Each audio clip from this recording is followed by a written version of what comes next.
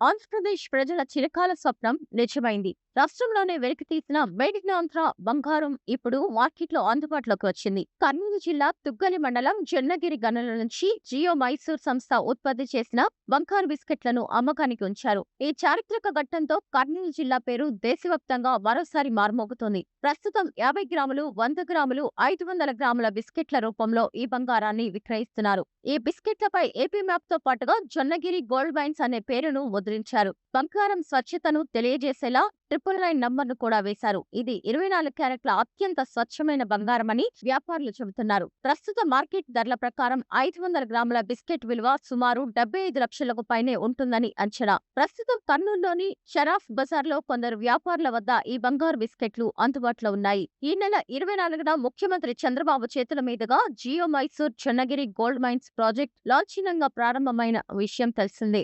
ఈ కార్యక్రమంలోనే జొన్నగిరి గనుల్లో ఉత్పత్తి అయిన తొలి బంగారాన్ని కర్నూలుకు చెందిన ప్రముఖ బంగారు వ్యాపారులు కామిశెట్టి జగదీష్, చక్రవర్తి, శ్రీహరిమూర్తి తదితరులు కొనుగోలు చేశారు. సీఎం చేతుల మీదుగా స్వయంగా మేడ్ ఇన్ ఆంధ్ర బంగారం అందుకోవడం ఎంతో సంతోషాన్నిచ్చిందని వారు ఆనందం వ్యక్తం చేశారు. వీరిలో ఓ వ్యాపారి ఇప్పటికే ఒక గోల్డ్ బిస్కెట్ ను వినియోగదారుడికి విక్రయించినట్లు తెలిపారు. ప్రస్తుతం జొన్నగిరి గనుల నుంచి తొలి విడతగా 100 కిలోల బంగారాన్ని ఉత్పత్తి చేసి విక్రయించినట్లు వ్యాపారులు చెబుతున్నారు. మేడ్ ఇన్ ఆంధ్ర బంగారం కొనుగోలుకు చాలా మంది ఆసక్తి చూపుతున్నప్పటికీ ప్రస్తుతానికి ఇది పరిమితంగానే మార్కెట్లో ఉంది. త్వరలోనే పూర్తి స్థాయిలో వినియోగదారులందరికీ అందుబాటులోకి తీసుకొస్తామని ఉత్పత్తి సంస్థ ప్రతినిధులు చెబుతున్నారు. జొన్నగిరిలో బంగారం ఉత్పత్తి ప్రారంభం కావడం పట్ల విదేశాల నుంచి దిగుమతులు తగ్గుతాయని, తద్వారా మన విదేశీ మారక ద్రవ్యం ఆదా అవుతుందని నిపుణులు విశ్లేషిస్తున్నారు. అయితే ఈ బంగారానికి ప్రభుత్వం నుంచి ఎలాంటి పన్ను రాయితీలు ప్రస్తుతానికి లేవని స్పష్టమైంది. విదేశాల నుంచి దిగుమతి చేసుకునే బంగారానికి వర్తించే అన్ని పన్నులు జీఎస్టీతో కలిపి